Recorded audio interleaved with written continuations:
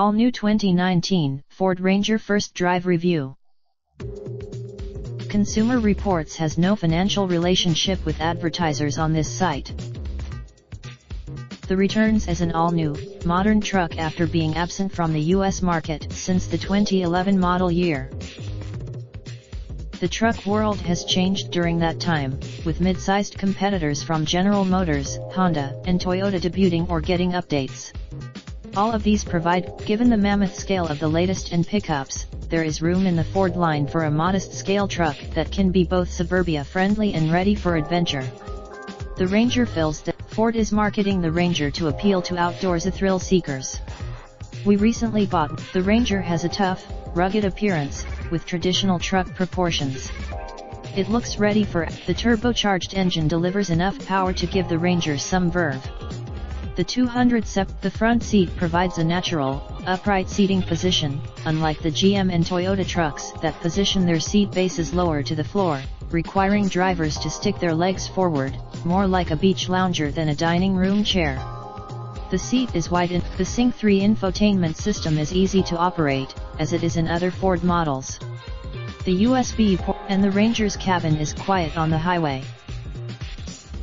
The front seat is a bit squishy, and the driver's power seat has a manual recline lever.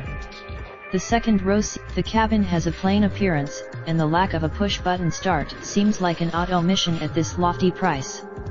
The more expensive, the power mirror controls are mounted to the left of the instrument cluster, rather than on the door. They're hard to find. The engine can sound a bit wheezy, especially when starting. The rubbery ride is stiff and jumpy over bumps. The truck is more in it. The capabilities with our Super Crew are limited by the short 61-inch bed.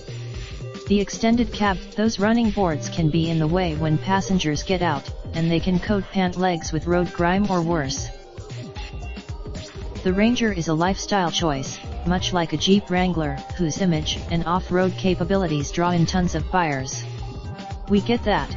The small bed may come in handy for weekend projects, but its short length and narrow width will limit what the truck can carry. The answer for some, it is a small truck, and buyers should expect some compromises as trade-offs for its parking lot-friendly dimensions and promised fuel economy. But buyers undoubtedly, the Ranger provides an interesting alternative to full-sized trucks. However, we are still logging break-in miles before formal testing can begin.